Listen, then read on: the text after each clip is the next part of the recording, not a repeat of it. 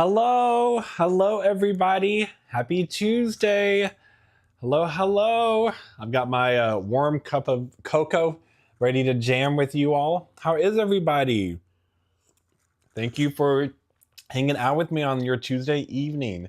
Let me look here at the chats. Where are we joining from? We got Boston, we got North Carolina, Arizona, Atlanta, Northeast Georgia, Ohio, Texas, another Ohio, New Jersey, Indiana, Ontario. Love it. British Columbia, Australia, another North Carolina, Texas, baby. Yeah.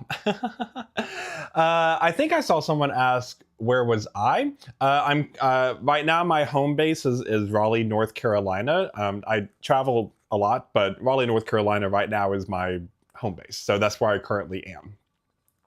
Hello, everyone.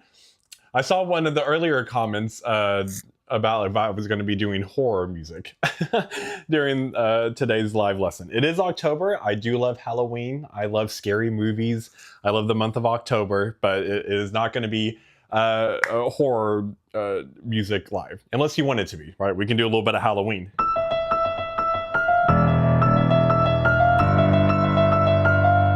Or a little bit of Exorcist. Psycho. So that's your Halloween fix. Let me know in the comments, are you Halloween people? Do you like Halloween? Do you like the fall? October is my favorite month. I love the fall. Oh, and you get a nice clear glimpse of my cocoa here in my cup. All right, let's see where else we got. Ooh, Costa Rica. Hello, thanks for joining. We got UK, another North Carolina. Love it. Florida, Ireland. Hey, Ireland. Purchased the basic. Dan says, purchased the basic to beautiful course yesterday. Finished about half of the modules. Love it. Very helpful in helping improve my piano journey. Thank you, Dan. I'm so excited and so thrilled with the course launch. I have been secretly working on that for quite a while. I've been spending about 2 months building it. And a lot of people asked me, do you have a course? And I had to say, nope, but I secretly was working on it. So I'm finally happy to have that out of the nest. So if you are interested in that, the link is in the video description below to my website. That's where you find the links for my course, for piano lessons. If you're interested in joining the YouTube channel as a member, thank you all again so much. A lot of you are members now. I love it. You've got several members only videos up now. Another one's coming your way tomorrow, and I'll have several that I'll release each month, and you get lead sheets and it's private breakdown videos of them. So it's really fun. You get basically several lead sheets for a super low price. So it's kind of worth the membership just for that. But I promise every penny from that goes to supporting and producing this channel. Hello everyone. Thank you all so much for joining. Fall but not scary. I love fall but not Halloween. I hear you. I love it. Oh, thank you, Tony, for also getting the course. Yes, several of you got the course yesterday, which I'm very excited to hear your thoughts on. So it is, a couple of people did ask me kind of to clarify, like, who is the course good for and who's it not good for?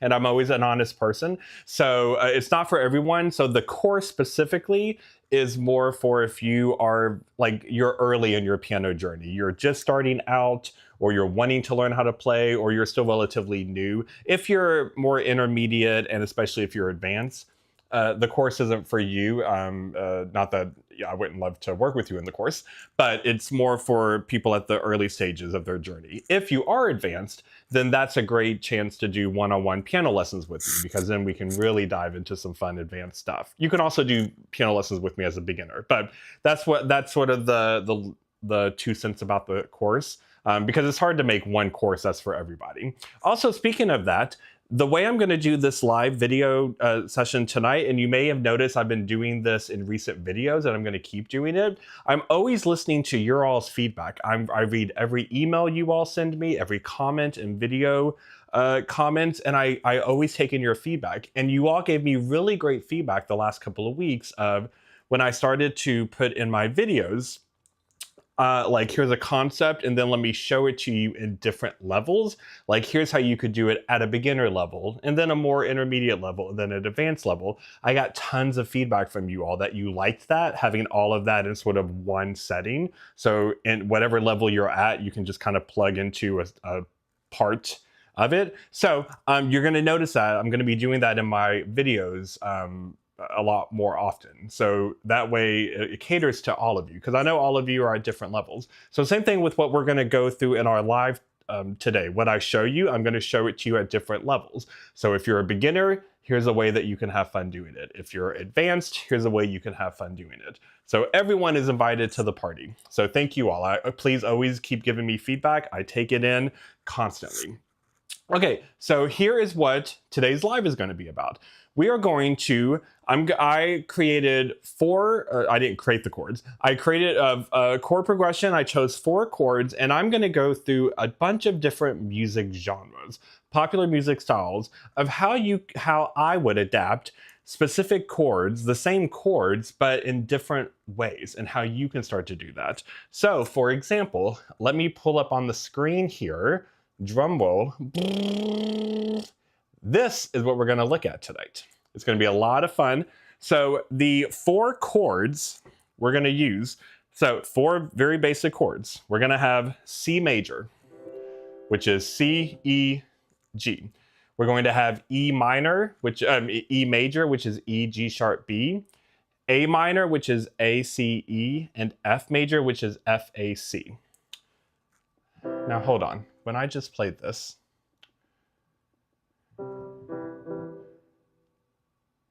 oh, hold on. Tech difficulty. There seems to be some weird sound thing happening. Pause, please. Hold on. Let me get the keyboard sound going here. I love technology. Does anyone feel like technology is your best friend and your worst enemy at the same time?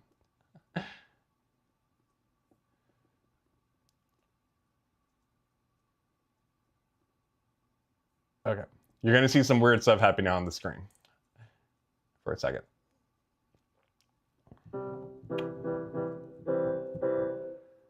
Hold on. What is happening here? Hold on. This is annoying. Let's see. I'm going to aqua screen audio capture.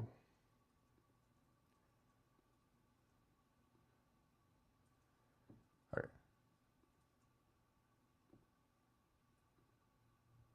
Hold on. Let's see if this did it. Okay, can you hear the keyboard now? Let me know in the comments.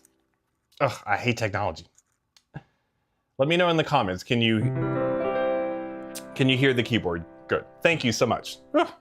What I hate about lives, which I learned, is if tech goes bad and you have to reset something, that means you have to shut the live down, which is not fun, because once you start a live, you can't you'd have to restart it all over, which is really annoying. So I'm glad that worked. Okay, back to what we're doing. So we've got 4 chords: C major, C, E, G, E major, E, G sharp, B, A minor, A, C, E, and F major, F, A, C. Okay, so 4 basic chords. Also, most of you probably already have downloaded this, but if you also want the free download of my big PDF, my Ultimate Intro Guide to Piano, it's 30 pages, totally free. I built it for you all, the YouTube audience. The link to download that is also in the video description below, and there's a big section in there where I show you all the notes to all the chords. So if you need help with chords, it's in there. Now also notice, if you remember last live, or the last couple of lives, we broke down lead sheets, and I said in contemporary world, when you want a chord to be major, you just write the letter. So notice how the A minor, I have a little M by it, but the other 3, I don't. I didn't write the word major. I didn't write a big M. I just wrote C, E, F, and that implies they're major. C major, E major, F major. So we're going to go through. Now, just from this list, we have rock, pop, blues, jazz, Broadway, gospel, boogie-woogie, ragtime, some fun ones. Which of these would you love to be able to play the most? Do you have a favorite from this list? I'd love to hear.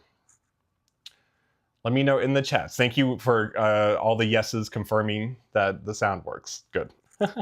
Let me know, which of these lists are you looking forward to the most, or you would love to be able to play? I tried to pick fun ones. There are so many genres, so we'd be here all night. We'd be here for hours if I went through all of them. So I kind of just chose some of my favorites. So we got pop, gospel, boogie, gospel, blues, rock and pop, ragtime, Broadway, jazz, pop and rock, ragtime. Oh, I love it. We've got all, see, there's something for everyone. It's gonna be a lot of fun. So as we go through the live, what I'll do is, as I go through each style, I'm going to show you, here is how you can start to transform the chords to that style. So remember, what's beautiful about lives are, once a live is done, it instantly gets saved as a normal video on my channel under the live tab. So you can go back just like any other normal video. You can go back, you can rewatch it, you can slow it down, you can repeat. So obviously I don't expect you to just do all this instantly at the piano with me. So this is more of, I'm going to show you a bunch of stuff versus in some of the previous slides we had where it was sort of back and forth and I was having you do stuff with me. You're more than welcome to be at your piano right now and join me, but know that sort of it's going to be, I'm going to just kind of show you stuff and we'll chat in between each genre. But it's stuff that for you to later, when you get to watch the replay and kind of spend time with it and live with it, to try it in different ways. Okay, so here we go. Let's start with the first one, rock. Also, if you see me kind of looking at different places, I have multiple monitors. So sometimes I'm looking at a monitor here, sometimes I'm looking at a monitor down there. So that's why if it looks like my eyes are sort of going all over the place. Okay, with rock, here are some things that are really basic of how you would want to transform chords into rock. So I'm gonna pretend like, what if I'm in a rock band or I'm supposed to play rock piano and I have these chords? So again, 4 basic chords: C major, E major, A minor, F major.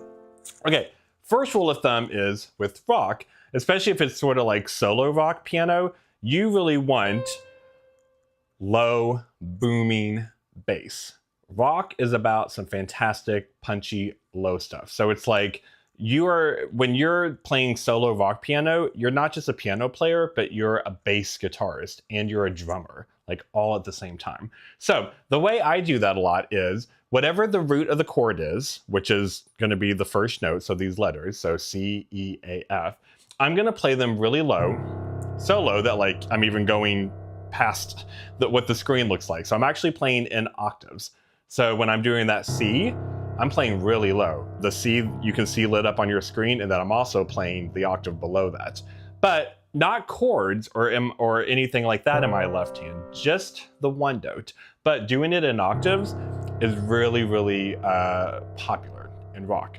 So my left hand would just be C in low octaves, E in low octaves, A in low octaves, and F in low octaves. Now, we'll turn that into something a bit more complicated in a minute, but right now we're just gonna sort of just do the building block basics. So, left hand is kind of easy in the sense you're not having to figure out a bunch of notes, you're just playing the root of the chord as an octave and it's just low. Then, in your right hand, you wanna play the chord, obviously. So you want all 3 notes of the chord normally, so you can tell what the chord is. So if I'm doing C major, but remember how I said we like left hand low? Well, if the left hand's really low, it can be nice to make the right hand low too, because rock has like a grounded driving sound to it. So instead of playing C major here, I might do it like this, where I do an inversion, where it's a bit more lower. I don't want to go super low, because I'm playing a chord, and if we play a full chord really low, it gets muddy. So it's sort of around this middle C area. So it could be here, it could be here. You just decide what sound you like. So C major, it could be that, there. It could be that in root position, but I like it more down in this lower area. Then the second chord, like that, E major. So I've got the chord in my right hand. It's in this sort of middle C low area. A minor. Notice how I'm doing another inversion of it in my right hand. I could do that, but if I do an inversion, it kind of keeps it in this area where my right hand is. And then F major, F-A-C, doing it like that. So inversions are a great way to practice when you're wanting, like whichever hand's playing the chord. So if your right hand's playing the chords, it helps keep your hand kind of in one place. Because look at what my hand's doing. If I was to play all 4 chords in root position, look how much bouncing I'd be doing.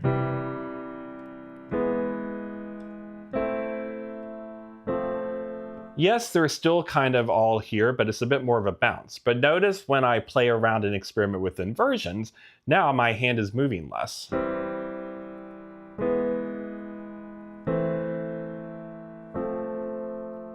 So inversions are a great way to keep your hand at a specific place. So super beginner level is just playing those 2 things together, and you're just playing the chords.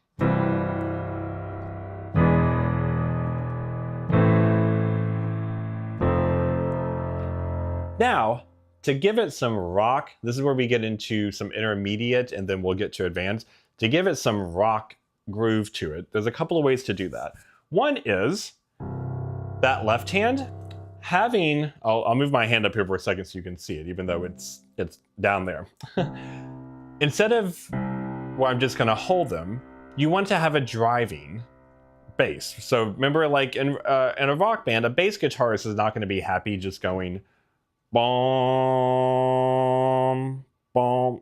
Like they want to do, they want to have a driving rhythm to it. So when you have a rhythm, a simple way to do it is just like this. So it's just steady. So.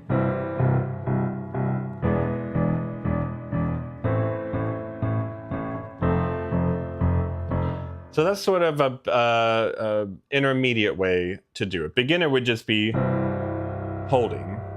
Intermediate is giving it some rhythm. Now, if that's pretty easy for you, or you feel comfortable getting to the left hand where you're playing the octaves together, just as a steadiness, then a big trick that we do in the piano world is something like this.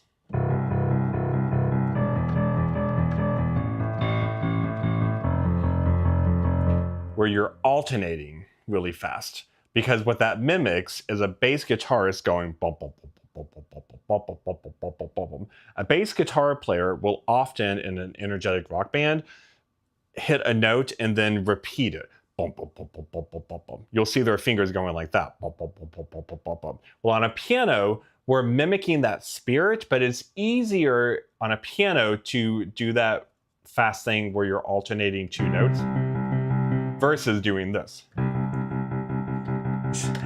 Like doing one note over and over really fast can be a little jarring. But if you do a note in octaves and then you alternate down, up, down, up, down, up, down, up, down, up, down, up, it gives the illusion of what a bass guitarist does. So if I was doing that, I could do something like.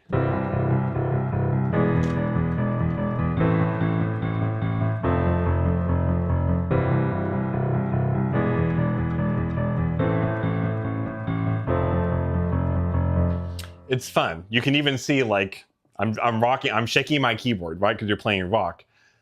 Then if you want to take that up a level to more advanced, then with the right hand, just like how we're mimicking the spirit of what a bass guitarist can do, I also want to mimic the spirit of what a drum set would do. So a drum set wouldn't just go, right? They'd be going,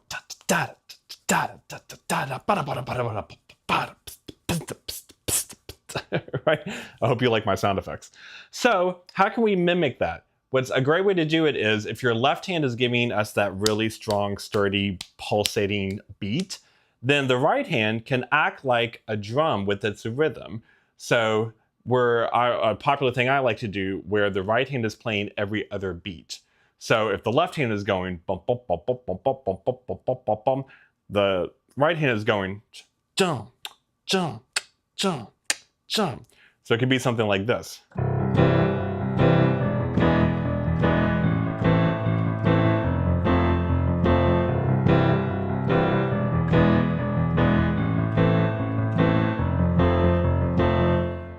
So by doing that, you are turning yourself into a rock band. When I'm hired to do solo rock piano, you have to treat yourself like you're multiple roles at the same time. You're the piano player, but you're also kind of the bass guitar player, and you're also kind of the drummer, and you're doing all of that together. So you take basic chords, because rock is often just basic chords. Rock isn't known for having crazy chords. Rock is often just pretty basic major, minor chords, maybe seventh chords. But what is popular with is doing the rhythm of it, the grounded drivingness. So when you want to take basic chords and try to turn it into rock, you want to have low booming notes in your left hand. You want to have chords in your right hand, but they're also giving rhythm. And then you can do that at a beginner level, where it's just, or you could do that. And then if you want to start to give it rhythm,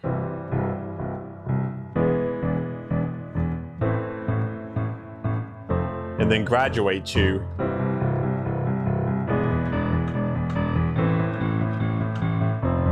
and then graduate to,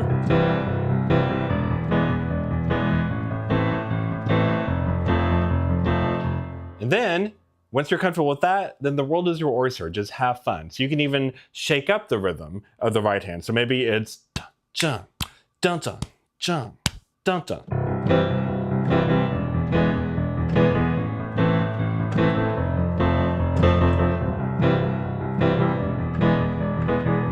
And then you can even also bounce around between the inversions if you're comfortable with that. So it's the same chord, but like I bounce around between different inversions of it.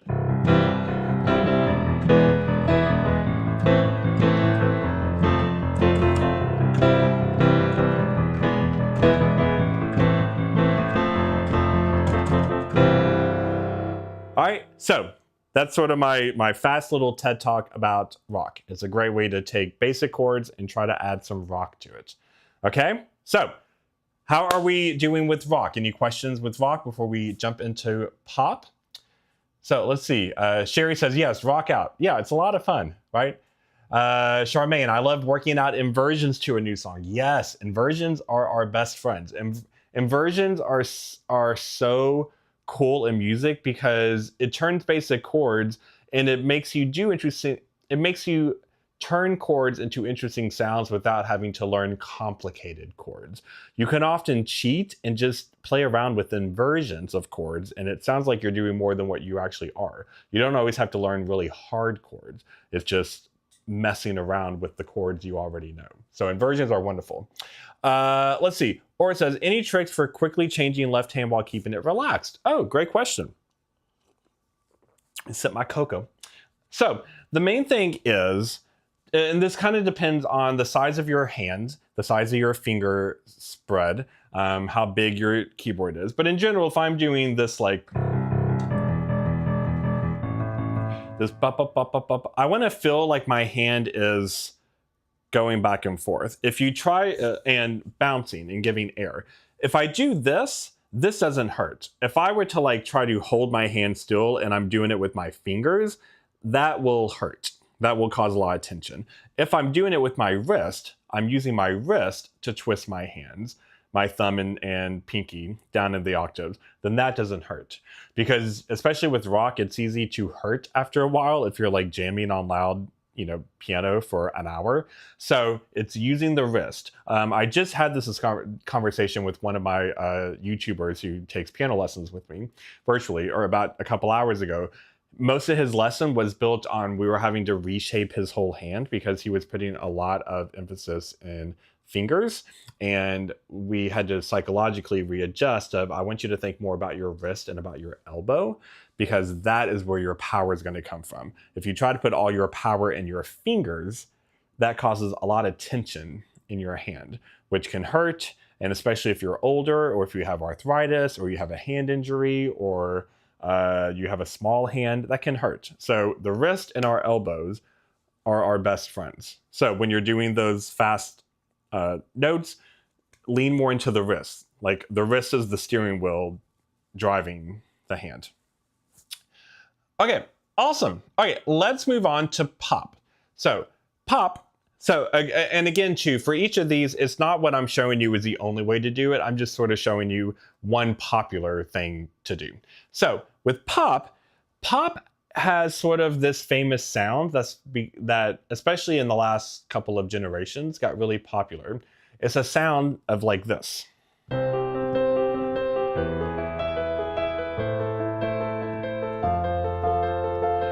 It's this idea of a rhythmic arpeggio. So it has a driving rhythm, quote unquote driving rhythm like rock does, but it's not necessarily about big booming sound like an amp cranked up to high intensity. It's more about a driving rhythm and using the piano as a cool little heartbeat.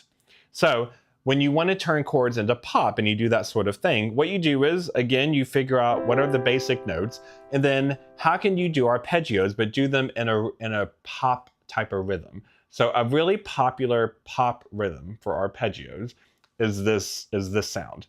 Da da da da da da da da. So it's filling that groove. Ba da da ba da da ba da ba da da ba da da ba da. So even if you're a beginner and you can't read sheet music or you haven't learned how to count rhythm yet, you can still internalize that rhythm. You just fill the groove. Da da da da da da da da da da da da da da. So that's going to change how you would play an arpeggio. So you're not going to play an arpeggio like this. And just in case you don't know, the word arpeggio means you take a chord, but instead of playing all the notes at the same time, you play them one at a time. So a popular way to do this pop rhythm in an arpeggio is either doing all three notes, so all three notes of a chord, but again, figuring out an inversion where you're not having to bounce around a ton. So if I did something like this with the 4 chords.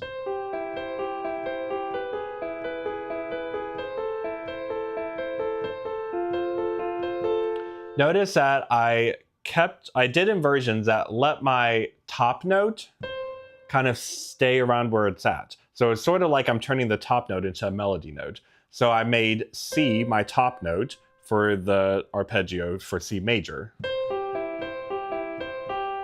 Then C isn't in E major, but what note in E major is really close to C? Well, B is. So then I just went down 1 note. Then back up to C. So how can I do an A minor arpeggio, but I start on C? And then with F, how could I stay C again, because C is also in F major, and do the F major arpeggio down? So again, inversions are great because it makes it a lot easier. If I had to do that pop rhythm in an arpeggio, but it was with each chord in root position, look at how much I'd have to bounce.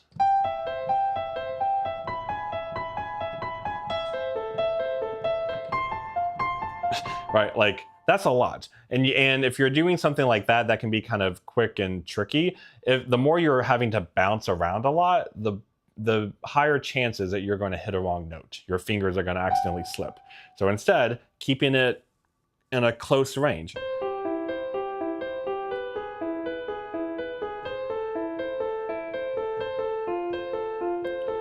And in pop, with the left hand, it's popular to do either just an octave, or to do what I do a lot when I've shown you all lead sheet music, is doing these open chords. So where you take a chord, but in the left hand, you take away the middle note and you have the bottom of the chord, the 5 of the chord, the top of the chord, and then that bottom note an octave higher. So if I do that, it could be something like this.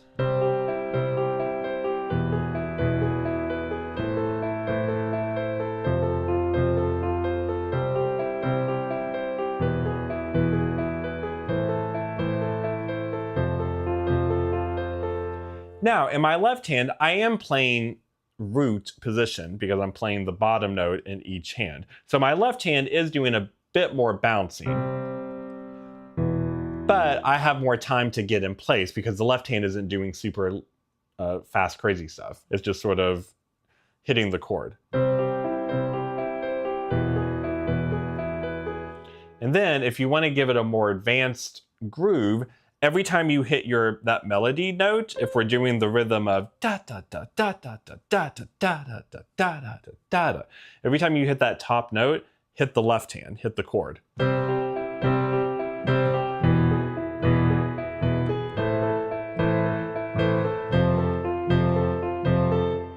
So if you're a total beginner, you can don't have the left hand at all, and just try.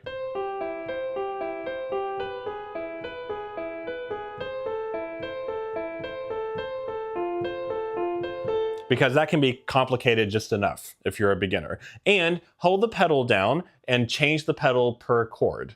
So.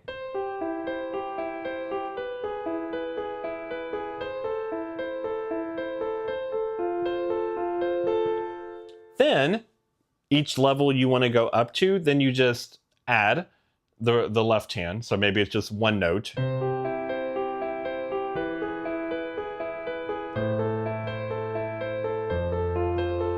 And then maybe it's one note, but just in octaves.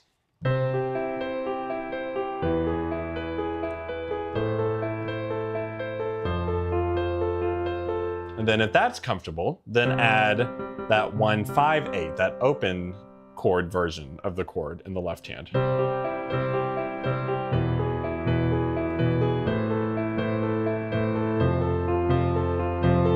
And you have that rhythm. Then if you really want to go extra advanced, in your right hand, what's popular to do is, if you have room for it, so either in this octave or you can jump up an octave, where every time you hit the high note, the note that gets that oomph, da da da da da da da, then when you hit that note, in your right hand, hit the same note an octave lower.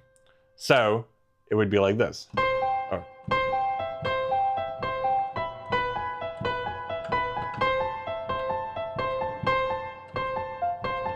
So it's kind of like giving it more oomph. You can also play around with, maybe you don't have to do all three notes, but you can play around with keeping that same rhythm, but how would you play the notes? You can kind of improvise how you would play the arpeggio. So.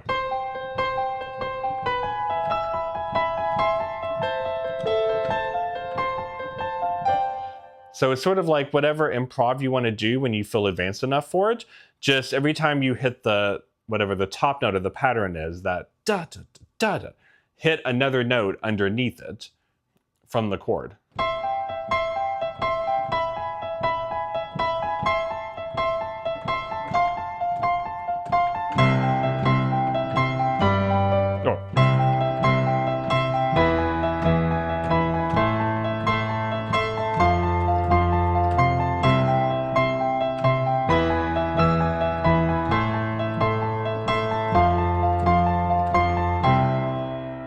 Okay, so again, beginner way of doing it, and then you can just keep building Lego blocks all the way up to however advanced you want to go.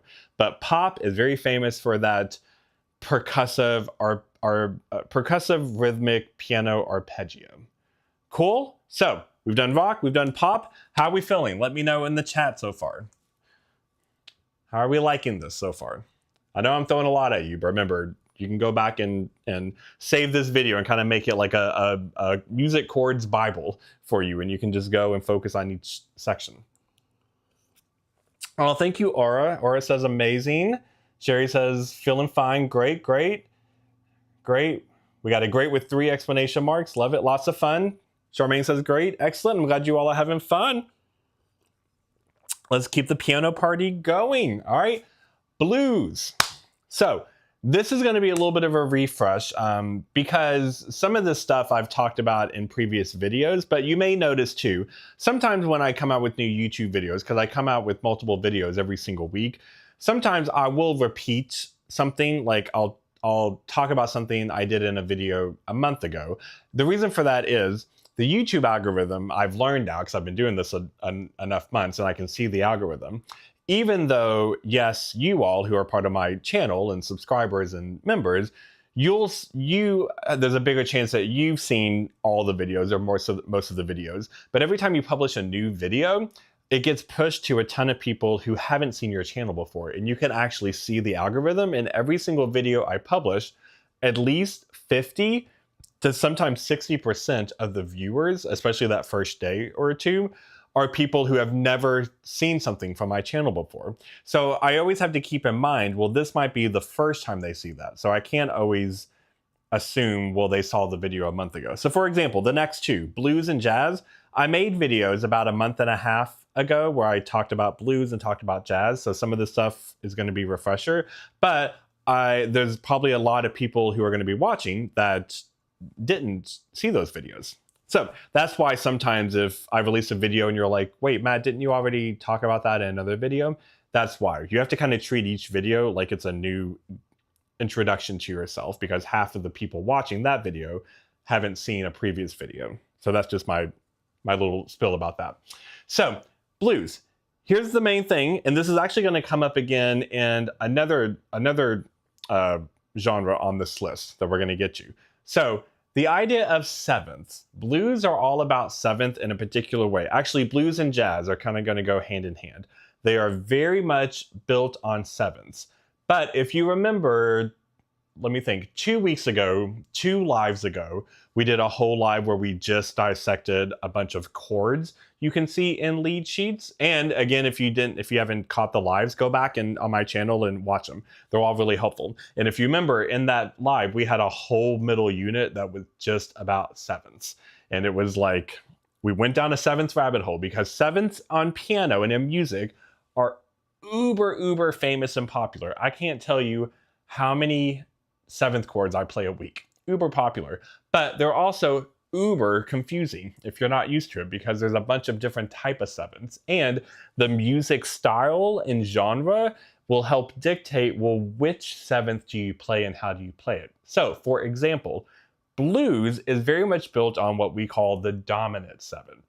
That means when you have a chord, so let's take the first chord, C major. When I want to add the seventh, I'm not just going to add any old seven, and it's not going to be a major seven. It's going to be the minor seven, so a flat seven. Now, how do you find that if you have no idea? So first off, in that PDF, that free PDF I have for you, if you don't have it downloaded, link is in the video description below, I show you what the notes are for all the chords. But if you want to be able to figure it out, when it's just called a seven, so if I were to write this as a seventh chord, it would be C7.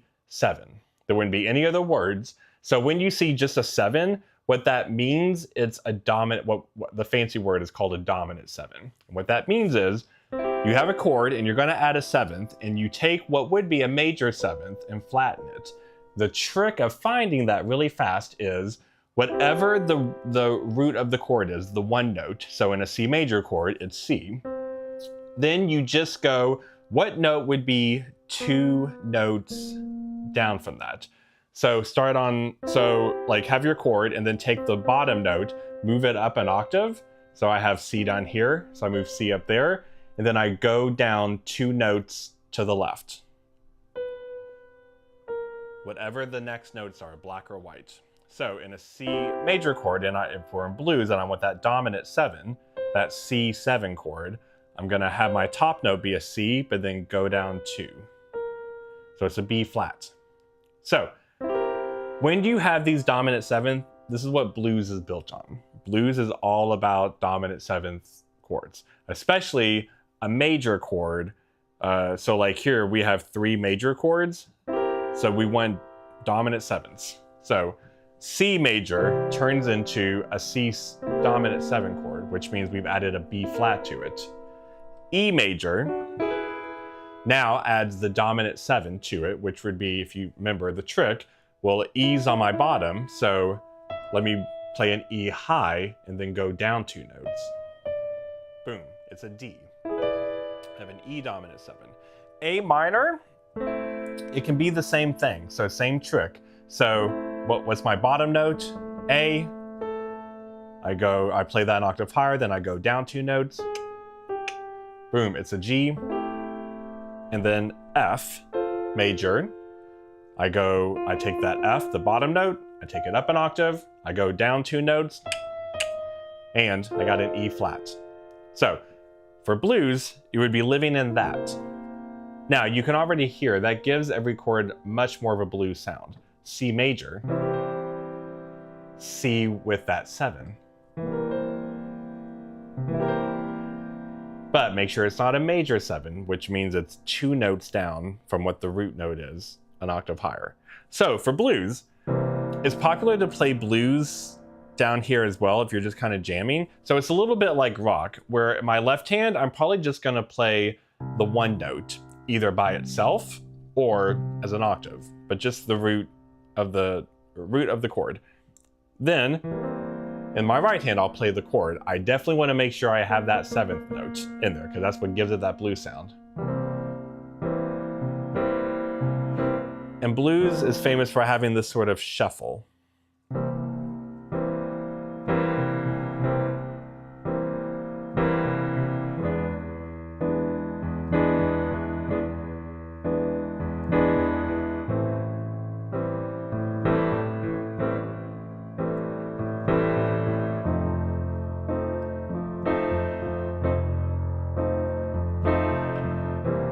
And notice again, I'm doing the same thing I did before, where some of the chords I figured out how to do inversions of them, where I rearrange the chords in a way that my hand kind of lives in a specific area. So if I put C like this, then that's kind of the area I want to live in. If I put C up here, that's where I kind of want to keep the chords. And with a 7th chord, often an inversion is a little easier, because if you play a 7th chord in a root position, your hand is sort of spread because you're doing 4 chords that are pretty far away. So doing this is doable, but it is kind of a bigger spread. Doing this feels easier. My fingers are closer together. Or this, my fingers are a little close together. This, my fingers are a little more far apart. So figuring out what inversion is comfortable for you will really help you. So having that left hand, if you're a beginner, just 1 note in the left hand and you just hold it while you try to just do kind of like a shuffle rhythm with the chords.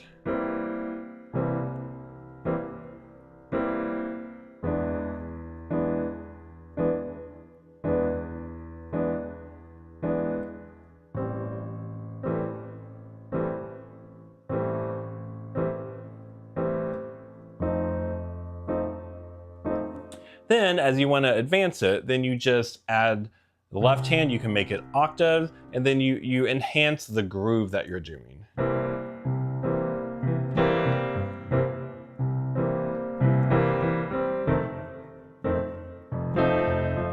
right, and especially out of these chords, C and F are going to be the 2 really, really popular chords for blues.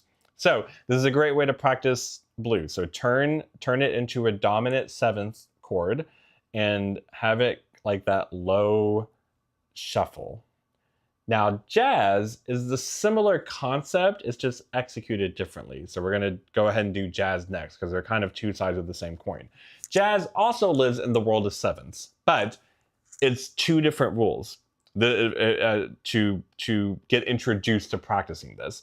In jazz, if you're playing a major chord, make it a major 7th chord. So when we have blues, that 7th was 2 notes down from the bottom note. In jazz, make it just 1 note. That's what we call a major 7 chord. And you literally write it like M-A-J 7. So this is the C chord if it's in the blues. This is the C chord if it's in jazz. So when it's a major chord, you turn it into a major 7th chord. When it's a minor chord, do the dominant 7th. So C is a major chord. So that top C, I just go down 1 note. Major 7. E major is a major chord. So then I'm going to turn that into a major 7. So going down 1 note from E. A minor is a minor chord. So I'll turn that into a dominant 7. So just like I did with blues. A minor, that top note, go down 2. F is a major chord, so I'm going to turn that into a major 7th. So that high F, down 1. And once you figure out how you want to do the 7ths, The first beginner level is just playing it in your right hand and just kind of hold the pedal and do these little nice ripples.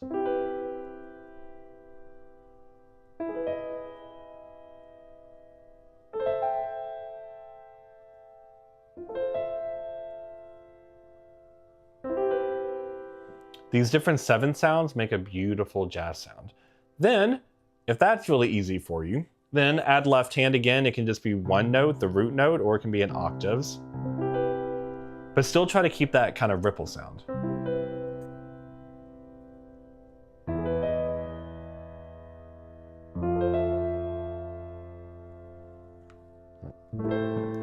Different ways, and you can have fun with putting them higher.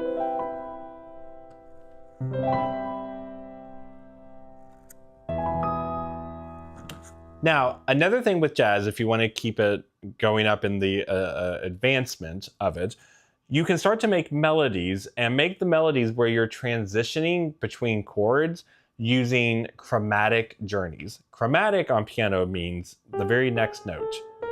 So for example, if I'm going from a G and I want to go up to a C and I want to have a chromatic journey, I'm not going to go like this. I'm going to hit every note in between. So jazz, you can have a lot of beautiful chromatic fills, and that also gives it a jazzy sound if you're ready for it. So stuff like this.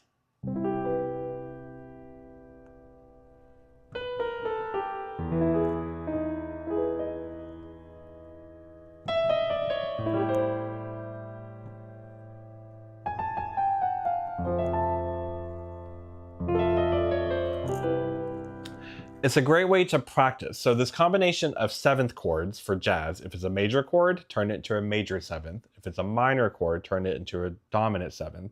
And as you want to add more to it and flesh it out, can you make these beautiful little chromatic journeys in between each chord to like connect them? They're like bridges. And if you do that softly and gently and hold the pedal and give it that delicate touch, it's beautiful.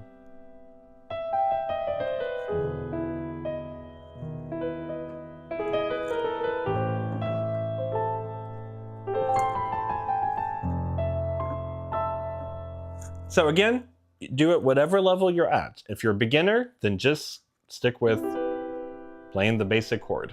Okay, so that's blues and jazz. All right, let me look back at the comment section here. Let's see. Ida says, I am always still not familiar with inversion for the 7th chord. Try it is easier to play for closed position of different chords. Yes, when it comes to inversions, if you're not used to 7th chords, that can be a little trickier. It's the same concept. It's just now you're dealing with 4 notes. How could I rearrange these 4 notes? But if you're still wanting to practice inversions, master it first on triad chords. So 3-note chords, your major chords, your minor chords. Then when you feel like you have that just like cold turkey down, then try it with 7th chords. 7th chords are doable. It's the same philosophy. It's just 4 notes to rearrange instead of 3 notes. Let's see here. Sherry, easier for smaller hands. Yes, your hand size does make a difference, I promise. That's why I always say, like, ultimately you use your ears and your feeling to feel what works for you, right? I never want you to do something that hurts. We don't want you to be uncomfortable. We don't want you to have a lot of tension in your hand. So a lot of this is try it and just see what feels right. So for example, me playing octaves in the left hand isn't that hard because I have a pretty, big hand. If I had a tiny hand, it would maybe be more of a struggle to play octaves. So it's, listen to your body, listen to your own ears. Let's see. Mary says, I think of 7th chords as being the flat unless it says major. If it says major, then it's the scale note. Yes, that you can think of it like that too. If you know scales, then yes, the major 7th is the 7 that's in the scale. The dominant 7 is where you took that 7th and you flattened it. But if you don't know scales yet, if you're at like a beginner level and you haven't learned your scales, then do the trick of counting down 1 or counting down 2. Yes. Again, it just depends on what level you're at. That's why I like to, when you're more advanced, we can have advanced theory conversations. When you're at a beginner, I teach you more tricks because I never want people to think, well, I can't play piano because I can't read sheet music yet, or I haven't learned scales yet. That's what stops people. Pish tosh. I want you to be able to feel like you can sit at the piano and figure out chords right off the bat. Let's see. Ida says, I am always still. Oh, we already read that. Thank you. Let's see. Mary says, but we can leave out the first because it's played in the left hand, make it a 3-note chord. Oh, yes, you can do that as well. If you're trying to do a 7th chord, but it's hard to get all 4 notes, then yeah, leave out the first note, the root note, because you're doing it in your left hand. Yes, that's another way you can alter it until you're ready to try four notes. Let's see. Ida says, when it comes to inversion in 7th, I may have to recall which note to add, especially when to play a closed position before the next chord. Yeah, sure. Yeah, as long as you're just double checking that you're playing the right 7th. Is it the major 7th or the dominant 7, which is that 7 but flattened? Okay, let's see. Lucy, you love the blues. Beautiful. I love the blues too. Can you drop the 5th to get the 7th? Great question, Mike. Yeah, you can. A lot of times adding the 5th isn't, it's not bad to keep that in there because usually the 5th is right next to that 7th, so that can help you. You can definitely drop the 3rd. If you're wanting to have chords in your left hand, you can definitely drop the 3rd in your left hand. Okay. Let's keep this piano party going. All right, next, Broadway. So, Broadway, musical theater, what it is famous for is sounding very emotional, right? Musical theater is very emotional. So, when I am hired to do a lot of musical theater type of jobs, they want cinematic emotion. It's like if you were playing a film score. So we do that on piano and Broadway music in specific type of ways. Now, this is actually nice because Broadway is an example of sometimes less is more. So in Broadway, for example, I might play these 4 chords. If this is like an emotional musical theater ballad, there's probably a point in it that I'm going to be playing the chords like this.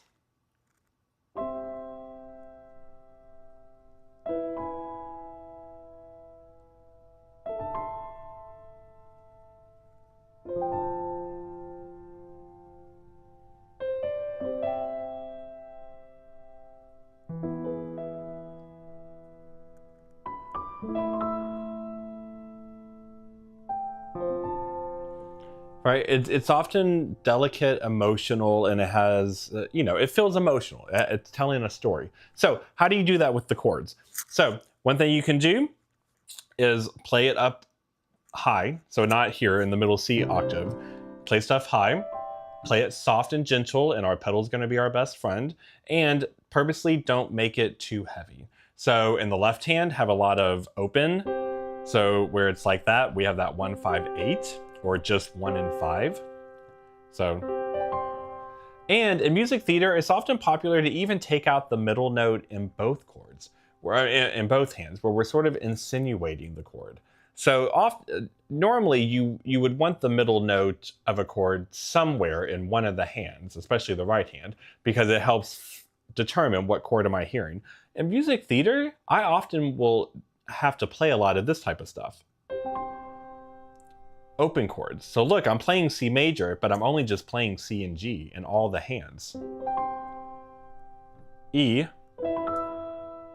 I'm not playing the middle note. I don't have G sharp. A. Same thing. Because it gives it this delicateness, this emotional. So a beginner way is just playing just 2 out of the 3 notes of a chord. You can even just do it with one hand.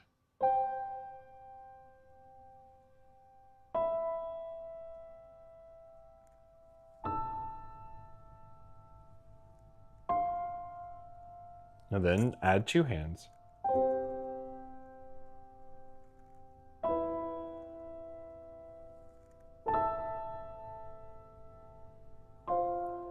And then as you want to make it more advanced, you just start to fill it in more. So maybe that's doing something like this with the left hand. When you have those open, that 1, 5 and the 1, 5, 8, but do it sort of like an arpeggio.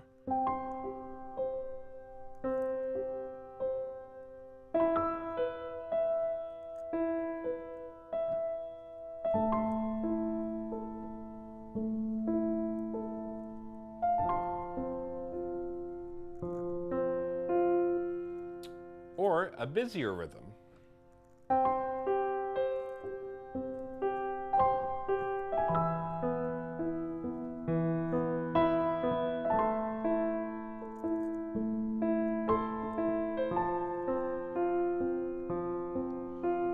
And then to keep upping the ante, this is where you thought I wasn't going to do it. I'm never going to not do it. My added magic note. Here comes the 2.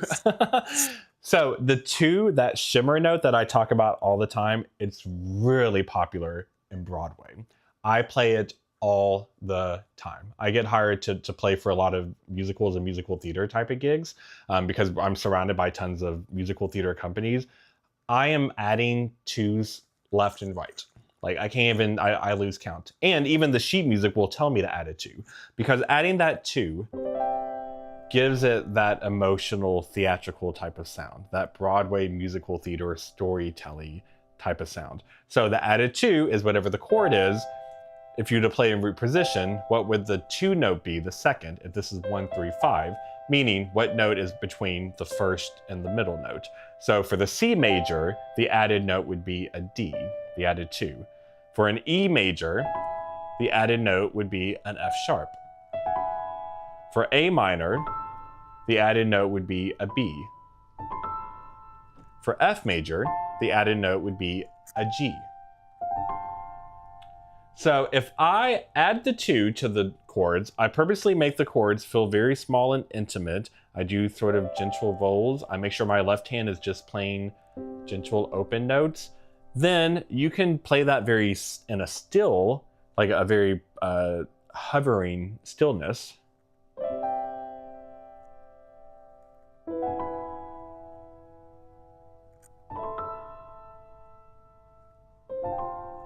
You can give it some movement.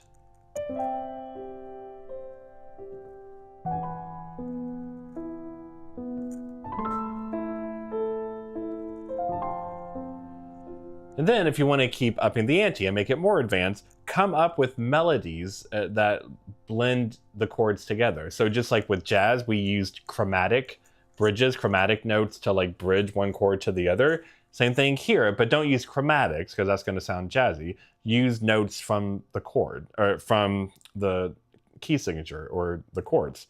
So something like this.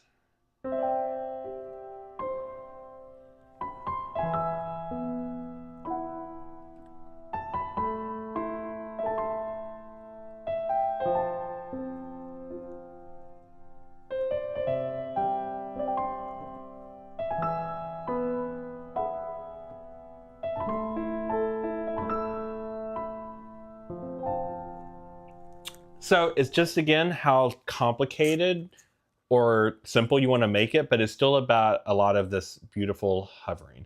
Now, not every single Broadway song or every single song in a Broadway musical is soft and delicate, but a lot of them are, and it's famous for having this Broadway ballad type of sound. So if you want to turn chords into Broadway, it's doing a lot of that beautiful stuff that I show a lot in my videos, because that's sort of a style that I do a lot and that you all have said you like a lot.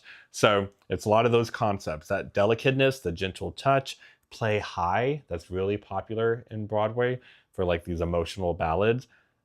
The pedal's our best friend. Hold the pedal for each chord, add that beautiful added second note, and just keep it beautiful and simple. Not everything has to be tons of notes happening. So that is Broadway. That's a fun way to do Broadway. Okay, let's see. Oh, Carla, thank you. So that is lovely. Mary Lynn, yes, the shimmered. You thought I was going to go a whole live session without mentioning my added 2. Impossible. Can you imagine if we were drinkers and you turned it into a drinking game every time Matt adds a 2, take a drink? Luckily, I'm not a drinker. As I sip my cocoa. All right, yes, I love, love, love the shimmer. Yes. Mary says, if Matt asks again, I might pick Broadway. Oh, well, thank you. I'm glad to convert you, right? Broadway is wonderful. This is just your speed. Excellent, excellent. Love it, love it. Okay, let's go to gospel. This is a big one. I've had several people email me and say, hey, could you do a video on gospel? And spoiler alert, yes, that is coming to, like a video just on gospel, but I'm going to also give you hints of what that's going to look like and what some of the stuff with gospel is. Now, the reason gospel is this far down on the list, and these are not ranked in like order of importance. I love boogie-woogie just as much as I love blues. Like, this isn't in a list of order of importance, but I put this in order on purpose because some of them build on each other. So for example, gospel is going to take things from other genres and build a gospel style. So if I'm hired to play in a gospel style, here are some of the things I'm going to do. So the first thing is going back to what blues was, which is we were adding the dominant seventh chords. So those sevenths where you take the top note, go down 2. Gospel is going to have those seventh chords as well. But blues was very much down here. Gospel can be more up here. Like left hand is low, right hand is up in this range, so it doesn't have to be all low.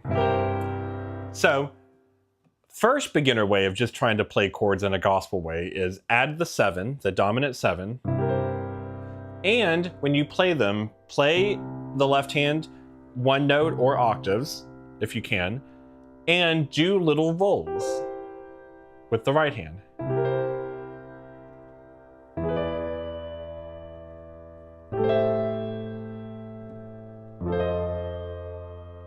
Now notice again, I'm doing inversions, figuring out how can I keep my hand kind of in this same spot. But that's level 1. Just having a bass note in your left hand, one note or octaves, but it's low. The right hand up here, so not down here, up here. And the right hand has those dominant 7th chords, and figure out inversions of how could the chords be close to each other.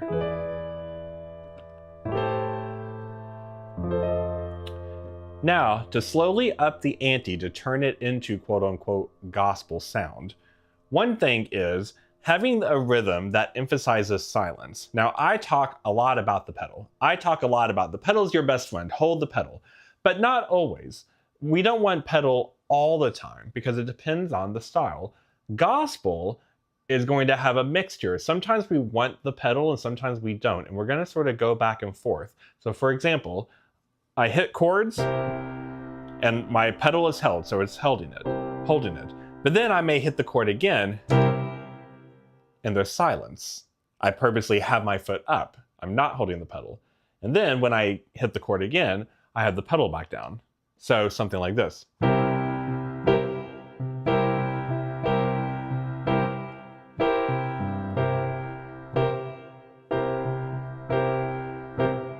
So one way to practice that is just go through each chord and practice that. Like groove just on a rhythm, but emphasize, sometimes you alternate between I'm holding the pedal, I don't have pedal, I have silence. I'm holding the pedal, I have silence.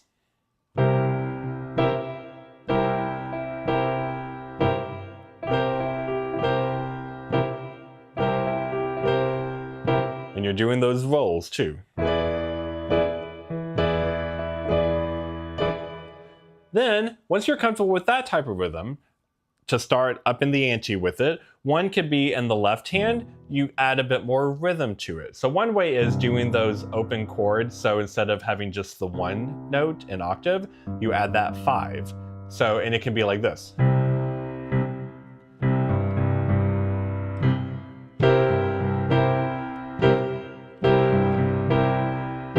So you just sort of do some sort of rhythm of da da da da da da da da da da da da. It doesn't have to be a specific order, but you're just using the fill-ins to give that rhythm.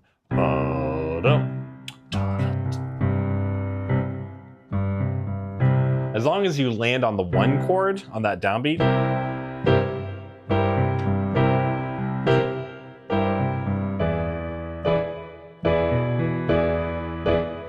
Now, to up the ante on that, instead of doing that, have your left hand have melodies and have a bridge to the next note. So this is a little bit of what jazz had in the right hand, where we had, here's a chord, now I'm gonna do like a little chromatic melody fill in to the next chord. Now, gospel, we're gonna do that in the left hand. And it's gonna be more of a cool booming. So for example, if my first chord is C, and then I have to play E for the next chord, so instead of just going, I'm gonna do a chromatic traveling up to it. So that means Can I fit every note in? That might be a little hard, but at least I hit multiple notes in between. So like,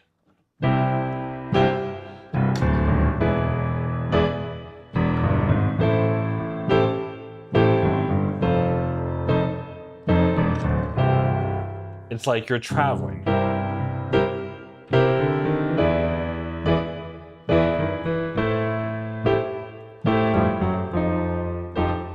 So that's harder, but if you can do that and do that in octaves,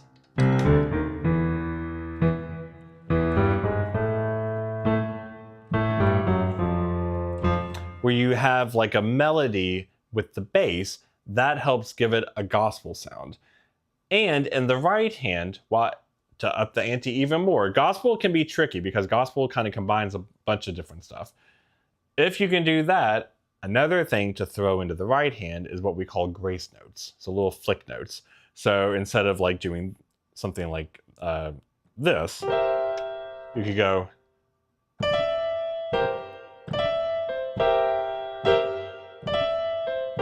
Like you try to make melodies and you have grace notes, which is you flick a note up to a note you're going to.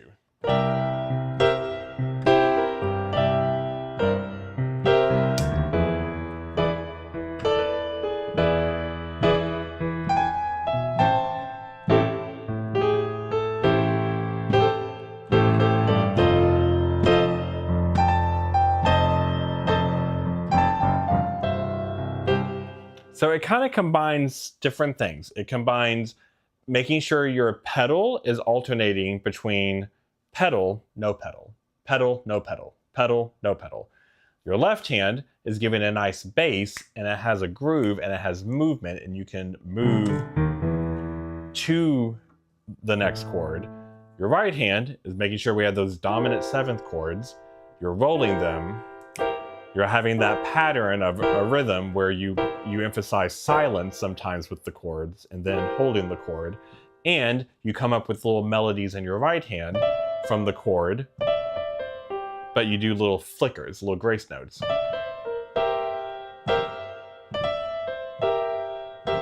So gospel's not easy. It's not unattainable, but it's not usually like the very first thing we start off with if you're a brand new beginner piano player, because you can see now why I have it down on the list, because it kind of combines multiple things happening. It kind of has the roll chords from Broadway, and it has the dominant seven chords from blues, but it has the melodic traveling in between chords from jazz, but it also has the chromatic movement from jazz, but in the left hand. And like there's a lot of stuff kind of happening. So gospel is really fun to play. It's one of my favorite genres to play, but there's a lot going on, which is what makes it a very cool, very fun style to play. But don't get frustrated with yourself if you're like, I have no idea how to do that. That looks like an avalanche.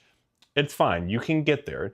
To do gospel correctly, you have to get comfortable with playing dominant chords, having left hand, and doing traveling with your hands. So with grace note melodies in the right hand, with like octaves moving in the left hand. When you feel comfortable doing that and trying to combine that, then you get that really awesome gospel sound. That's so much fun.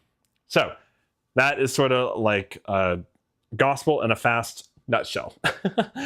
Okay, so let's see. Let me look at the comments here. Yes, gospel needs the emphasis. Yes, Mimi, absolutely. Yes, gospel needs that kind of like when we had rock. You want to hear like that drummer going ta ta ta ta ta. Gospel, you want to feel that ta ta. So you want that fun emphasis. Sherry says, awesome, you make it look easy. Well, thank you. I promise you all, I always tell my piano students and clients, like, be patient with yourself. you will get, if you work hard and you think about it and you practice stuff the way I tell you to, especially if like we're working together, you will get to your goal faster than what you think you will. It's not as unattainable or as like just Mount Olympus as what you think it is, or Mount Everest, but it's also not overnight. You're not just going to wake up and instantly you've got it. So you have to have patience with yourself too. But when we learn that music is Legos and we're building Lego blocks on top of each other, that's how you do it. Okay? Charles says you're only one step away from the 7th if you put the 7th on the bottom. Let me make sure I'm reading your question correctly. You're only one step away from the 7th if you put the 7th on the bottom. So if you do an inversion of a 7th chord, so if I'm doing like a 7 chord and I'm doing an inversion of it and I put the 7 on the bottom, it should still have the same distance, the 7 from the 1 note, as what it was when you count it down. So if it's a dominant 7, then that 7 is still like 2 steps away. If it's a major 7, that major 7 is 1 step away. Okay, 8:13. All right, stick with me. We got 2 more. These are 2 fun ones. These are old school styles. So I also want to show you that I love old traditional styles, right? I know some people consider this stuff like quote unquote old music.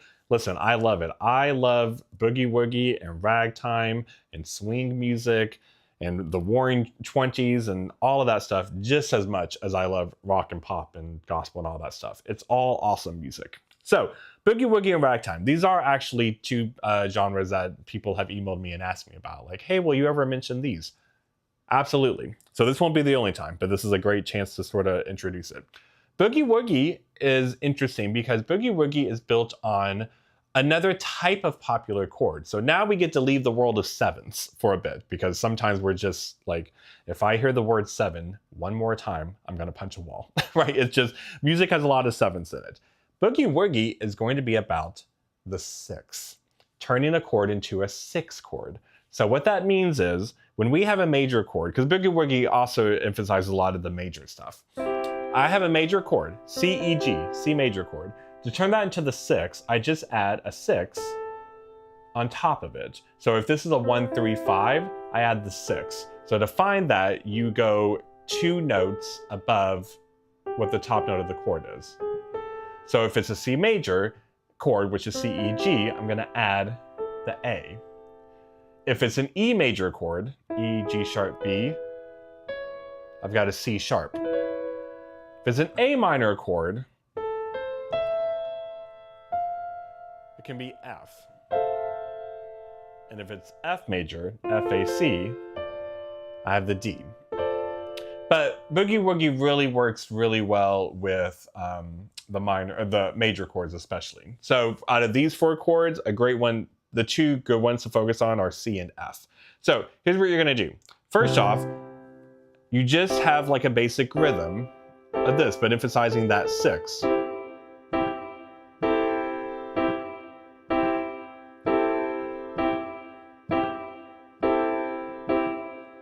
Now, when you're adding the 6, sometimes you can just replace the top note, so it can be like this. Or sometimes you can add it and have the 6 with the top note. Then if I go to the F, the 6. Now, we're going to go to the left hand for a second, but we're going to come back to the right hand, because the right hand is going to add one more thing to make it more advanced. In the left hand, you're going to have the basic chord. But do a bit of what we call a little bit of a walking bass. So you kind of play the notes one at a time.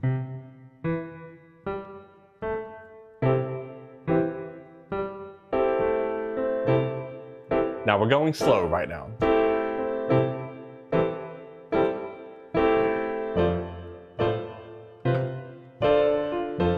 You get a walking bass. Now, the tempo you want to build up to, boogie-woogie is known for having energy, right? So you want to eventually build up to.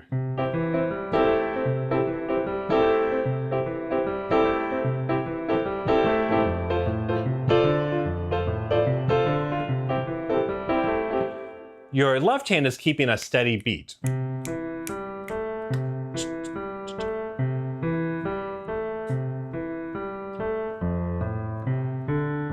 So you're outlining the 6th chord with those 2 chords. Your right hand is doing rhythm that plays chords, and it kind of fills in the rhythm. So you're sort of sometimes playing with the left hand, sometimes in between the left hand notes, and you kind of just fill a groove with it.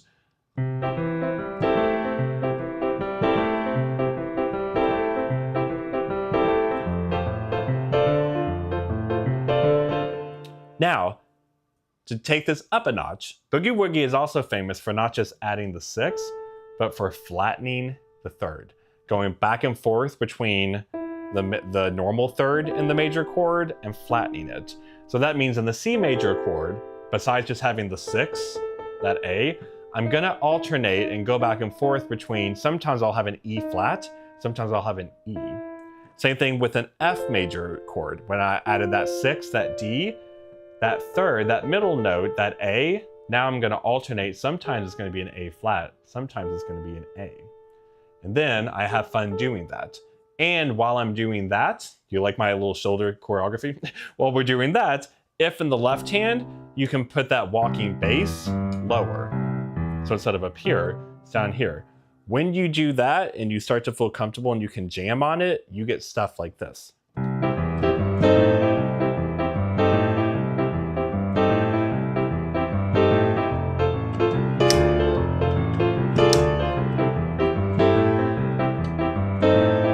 Right? So notice how my right hand, not only was I emphasizing sometimes that 6th, but I was emphasizing that flat 3rd.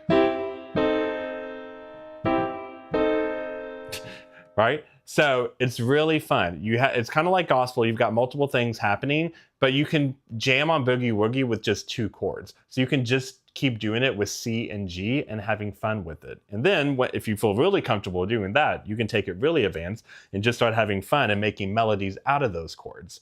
So instead of just going, it can be.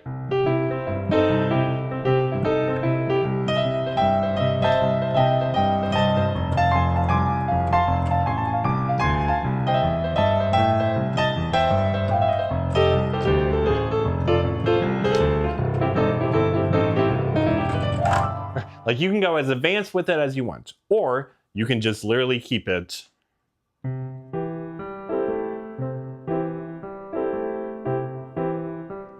Right? Boogie-woogie is a lot of fun. I love boogie-woogie. I love it, I love it. Okay, so let's look here at the comments. Oh, hi Scarlett. Yes, we are live. You have a lot to rewatch. Yeah, there's a lot of great stuff in this video, so you can spend all week just having fun diving into this one. When does this one get put on playback? So YouTube normally it automatically saves it as a playback as soon as it's done recording. Sometimes it takes it a few minutes to process, but it should instantly be ready for playback. So the bass just adds the 6. That's nice. Yeah, the bass, that walking bass, it's that same 6. It's just you're treating your left hand like a bass guitar or like an upright bass. Someone says, so beautiful. Yes. Mary, anyone else dancing in their chair? Yeah, I love it. Listen, I love boogie-woogie. I've gotten to do many gigs where I get to help celebrate like 1920s music, 1930s music, 1940s music. I love that stuff. That stuff is my jam. I melt for a killer swing song or boogie-woogie. I love that stuff. In my opinion, some of the most beautiful songs came out of like World War I and World War II era, because musicians used music during that time to try to heal people and to try to have to use music as a beautiful bonding. That's why you have things like the Andrews Sisters and Boogie-Woogie Bugle Board. It gives a bonding energy to it. So I love boogie-woogie and swing. Yeah, real toe tapper, absolutely. Okay, so speaking of toe tapping, let's get to our last one, another fantastic one, ragtime. Ragtime is even earlier than that. Ragtime is the turn of the century, the early 1900s. It's a really beautiful art form, and it's a beautiful art form because it really comes from America. It's like an American art form on the piano. It's really beautiful. Sometimes I get a little bit on history tangents because I also teach music history at the college. So I can geek out with you for hours on any type of music history you want. Some of my favorite topics are like, can we talk about this European composer from 500 years ago? I love that stuff. So, ragtime.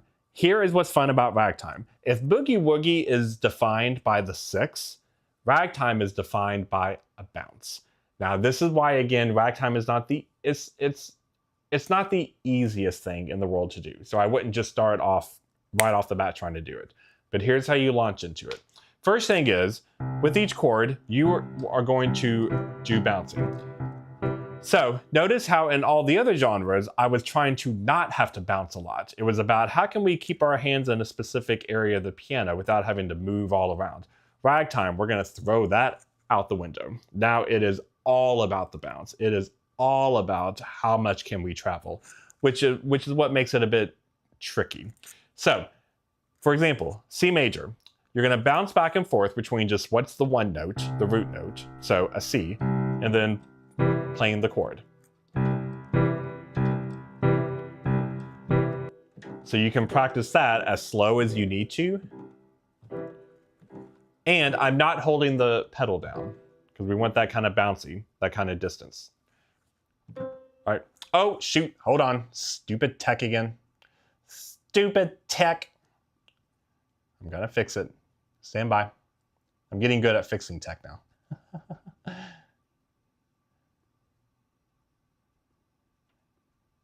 Stand by, fixing. Good. Boom, we got sound again and audio. Whew, I'm getting good at this. I'm learning. So the bounce.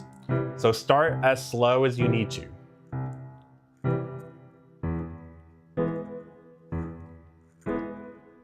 So, but eventually try to build up to faster.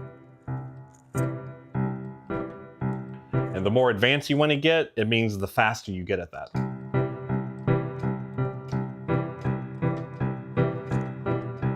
Because ragtime is known for being super fast bouncing.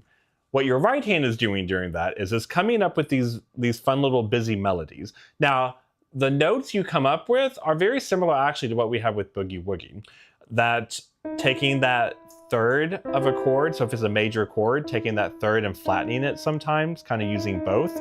So if it's a C major chord, I emphasize an E and an E flat. That 6. So it's very similar to the notes you were working with boogie-woogie. It's just a different type of a groove. Instead of that, it's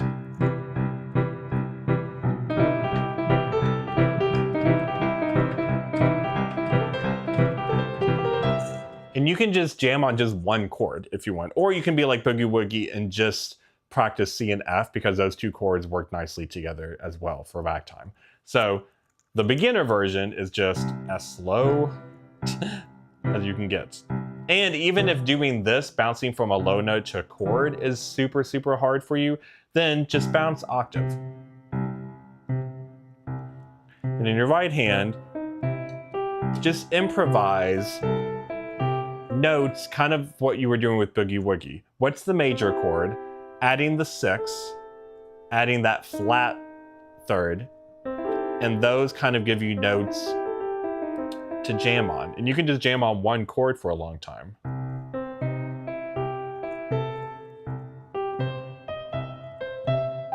And then you up the ante by adding the chord in the left hand and changing the speed, and constantly getting it faster.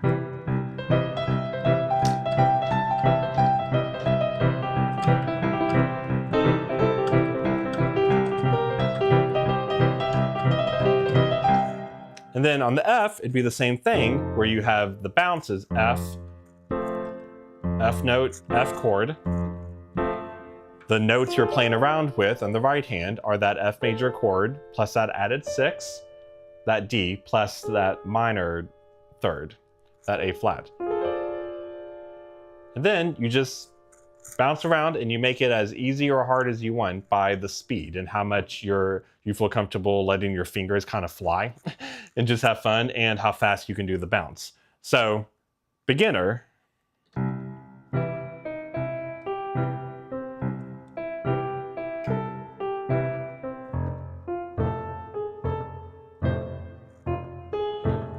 And then if you want to just keep making it harder and harder.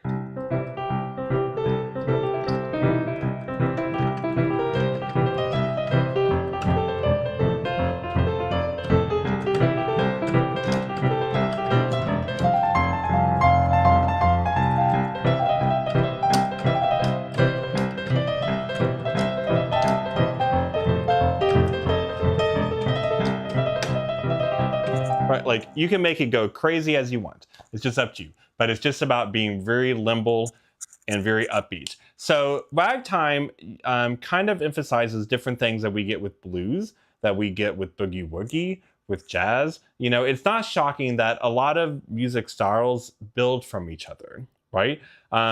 Just like pop and rock have a ton in common with Appalachian folk music and country music, like stuff that it's building on and then just wrapping it in a different wrapping paper. That's what's beautiful about the music world, because we're all connected. That's why I love music. So when people ask me all the time, Matt, what's your favorite style of music?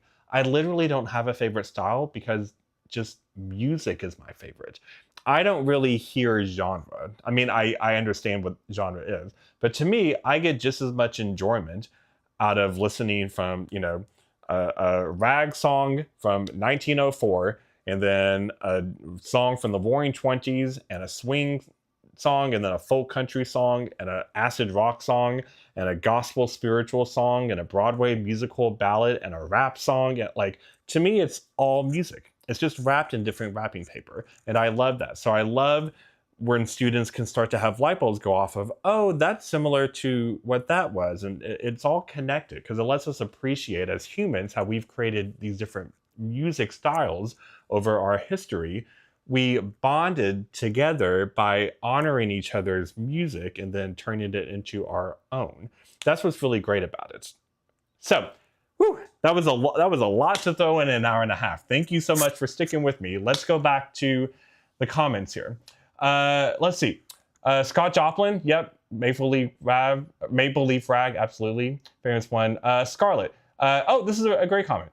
So it says, you say it's American, which it is, African American. However, it reminds me of Dvorak and humorous, so has its basic and classical. I'm afraid, Matt, for me, anyway, let's try piano. Yeah. So again, there are, you know, not to get too much into the weeds of music history, because I can go all night about that, but yes, there are different pathways that lead to different genres. And even, yes, with obviously in America, we have the African American influence. There's a lot of music that is going to be built from African American influences from the enslaved people, to get serious for a minute, plus Appalachian music, European immigrants, American sort of people in the hillsides and the bluegrass. Like, those things kind of combine and create really beautiful, interesting music genres that are considered like homegrown in America, meaning the influences come from different aspects, but it's meshed together and cooked together in a unique way because of what is combining. So just like, yes, classical music comes from Europe and that stuff trickled down, but a lot of the genres, we it's like a buffet. We picked stuff that we liked from each one and combined different stuff, which is why a lot of the music that becomes popular in our country in the last like 250 years, it's built on this meshing, this like melting pot. America is very much a melting pot of music. Here are influences from other countries, plus influences from people in here in this country, and how are those meshed together in a really interesting, eclectic way. So there's a lot of history. Like if you ever really want to use music to connect to our ancestors and different people throughout history, looking at how genres formed and styles formed, music styles formed, it's fascinating, because built within that is not just music, but it's a history of people and the evolution of people. And it can get really serious. It can get very inspiring. It can be tragic. There's a lot of stuff built into it. So it's really fascinating discussions. All right, Sherry says, work it, Matt. Thank you. Yeah, Mary says it's a little bluesy with that different bass. Yep, absolutely. Dan says, thank you for putting together this live stream. My pleasure. I really have a lot of fun figuring out what am I going to do each live stream. And I sometimes don't figure it out until a couple of days before, because I kind of wait for something to inspire me, or for someone to say in an email or a comment something that kind of triggers an inspiration for me, a light bulb. Music is my favorite. Love that. Yes, absolutely, Mary. Brenda, your love of music is contagious. Thank you. I really appreciate that. I never want to come off like some shady car salesman that I'm just trying to sell you stuff. Music is my life. It's my heart. Teaching is my life. It's my heart. That's why I started this YouTube channel, because I have such a teacher's heart. All the people besides my family and friends, the people that influenced my life the most, were my music teachers. So I always promised myself I would pay it forward if I was ever blessed to have a life that I got to dedicate it to music. I love paying it forward. I don't want to gatekeep all of the golden secrets to myself. I want to share them with you, as many as possible. I love pulling back the curtain and say, come on in, come join me. I want the world full of piano players, and to have a love for it and a passion for it, like I do. Let's see, Sherry said, that was awesome live, info packed. Yeah, tons of stuff. So hopefully this will give you a lot of fun stuff to work on over the coming days and weeks. Dan, this reminds me of a short Ken Burns musical documentary. Yeah, I've seen that documentary. That was a really great, I think PBS produced it, but it was a fantastic, like a 6-part documentary on the history of the Broadway musical. Let's see, Scarlett, bluegrass is an English folk influence, I believe. Yeah, bluegrass has a lot of that in there as well. Yeah, Cakewalk, yep, Scott Joplin, absolutely. Those pieces were written and used as a form of dance among enslaved Black people, I believe. Yes, those, depending on the piece and the style and the year, yes, sometimes they were written for them, sometimes they were written for what were called minstrel shows, which were not good. It was used to make fun of Black people. So there is, when we get into history, it can get into some uncomfortable territory at times. But when I work with my college students, I say we have to discuss that, right? Not everything is just fun in history, because it's important to know what music is built on, even if it's serious or uncomfortable. And we're all adults. Let's see. Music is such a beautiful way to communicate, even if we don't speak the same language. Absolutely, Nina. I have worked with many students where we hardly could understand each other, the language, but we can still sit down and come up with beautiful music together. It's completely a universal language. Don, your enthusiasm is contagious. What a blessing. Thank you. Oh, thank you so much, Don. I appreciate it. Thank you. Scarlett says, Matt, I also love music history and influence. I'm a theory nerd too. Listen, I'm a theory nerd and a history nerd. Love it, love it. Yes, Cherry, music is a global language. Dave, beautifully said and beautifully taught. Thank you so much. Inspiring. Thank you, Dave. I really appreciate it. You all have my heart. Thank you all so much for doing these live sessions with me. So, by the time we usually hit the 8:30 mark, I'm like, I need to stop holding you hostage, because you all have lives, and I'm sure you have family and friends to get to. So thank you so much for staying up with me. Couple of reminders. I uploaded a video yesterday. If you didn't get to catch that, check that out. Tomorrow I will be uploading a new members video. So remember, if you're a channel member, every penny goes to support the channel. I have very cheap tiers, and for that, but the big main perk you're going to get is I'm going to upload several members only videos a month where I walk you through lead sheets, and I give you the lead sheets and walk you through how to play them, and it's all different popular songs. So it's wonderful. You get to dive into lead sheets, and basically I give you a lot of free lead sheets, which probably have more value than even what you're paying. So it's sort of like I'm paying you back with a lot of free lead sheets. So you've got a new one coming tomorrow, and check out the video library of the members only if you're interested to see what videos are there. If you're interested to see, do you want to join or not? I'll be uploading several videos a month. Also, someone asked me, how do you find those? Because they're not in the normal video section. So when you go to the YouTube channel, there's the different tabs. Just like how you find the live videos, there's a tab called members or membership, something like that. And when you click that, you'll see the videos that are for the members. So that's how you can see that.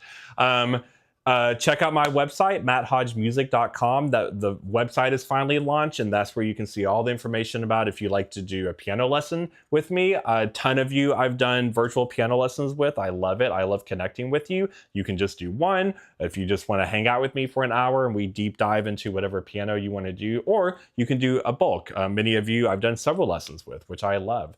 And on that website is also where you can see the new course I launched, which, like I said, if you're intermediate or advanced, especially if you're advanced, it's not for you. It's more for if you're at the beginning or the early stages of piano. But it's a great course. It's 5.5 hours worth of content. I've recorded over 60 videos for it, and you get access to a huge lead sheets library that I've built that has like over 50 songs. So just in that alone is more than worth the value of what I'm charging. So, but if that interests you, go to my website. The link to my website is in the video description below. You can check out all that great stuff and download that free PDF, the Ultimate Intro Guide to Piano. That's also linked in the video description below. If you haven't downloaded that, totally free. It's 30 pages long. It has tons of stuff for you. I built it for you, all my YouTube people. So, thank you all so much. Let me check the comments one last time. Oh, thank you, Mary. Mary says, I'm really enjoying the course too. I really appreciate it. I worked hard building that. Most of those videos were recorded in like the middle of the night because I had to figure out how to build it into my schedule. So thank you all so much. Scarlett, Matt, I'm up now. Please don't go. I love your energy. And like you don't hold anything back. Oh, thank you. I appreciate that. I love your all's energy too. And I can feel your energy. I know it's odd that I don't get to hear your voice. You have to type to me, but I love it. And I can already feel your personality. I love it so much. I truly do. So I'm going to say goodnight. I've held you hostage for far too long now. So be on the lookout for that. Check out the video from yesterday. If you're a member, check out the member video I'm going to upload tomorrow. If you're not a member, click join to see your different options for being a membership. Every penny supports the channel. And then I'll also have another free YouTube video for everyone that will get uploaded either Thursday or Friday. I think Thursday, but we'll double check. And then plan on our next live being next Tuesday. I'll probably email around Saturday saying what it's going to be. But you can, for now, go ahead and assume that the lives are going to be Tuesdays at 7. So we get to hang out again, keep the piano party going. Okay, so thank you all so much. Thank you. Have a good night, everybody. Yes. How long has the course been running? Great question. 24 hours, basically. I just launched it yesterday. So I'm thrilled with how many of you all signed up for it just initially. So I hope you really love it. I'm eager to hear your feedback. And it's just another way to want deeper content from me, but not everyone wants to do a live piano. Some people like something that's just more self-paced on their own, which is why it's great. That's why I want all different levels. I'm gonna always have tons of free stuff. Trust me, the free YouTube channel isn't going anywhere. But then there's also, if you wanna be a member and do something that's super cheap, but you're helping to support the channel and you get some bonus perks and access and videos and lead sheets, that's one level. If you want virtual piano lessons and want one-on-one with me, that's another level you can have. If you want something deeper with me, but it's just self-paced by yourself without having to like work with me live, then the course is great. So I love just kind of having a buffet for whatever you would like, whatever helps you. All I care about is that you have a love and a passion for piano, that I hope I help inspire that, and that you love taking time every day to go to your piano and keyboard and just play. Just for the beauty of it, because we are all humans with souls and music can touch our souls. Okay, so thank you all so much. Charles says, Matt, this was fantastic. I learned so much. Thank you for the live stream. Can't wait until the next one. Yeah, we'll have a blast. I do not know what next week's will be. I'll figure it out soon. I have some ideas rolling around in my head, but it'll be whatever it is. I promise it'll be a lot of fun. So thank you. Good night. Yes, Irene, thank you. Good night. Oh, joining from Scotland. Thank you so much. Barry, do you teach the Nashville number system? Yes. In my live lessons, in my piano lessons, I cover that a lot. I don't think I've done a video specifically on it yet, but that is on the list. So I'm sure that will pop up at some point. But I also do dive into that with one-on-one students when they want to know the Nashville number system. Great question. All right, it's been long enough. Thank you all so much. Have a wonderful night. You all have my heart. I'm going to finish my cocoa and then play a little piano for myself and then head to bed. All right. Pleasant dreams, everybody. All right. Thank you for joining. Email me if you have any questions. Okay. All right. Bye, everybody.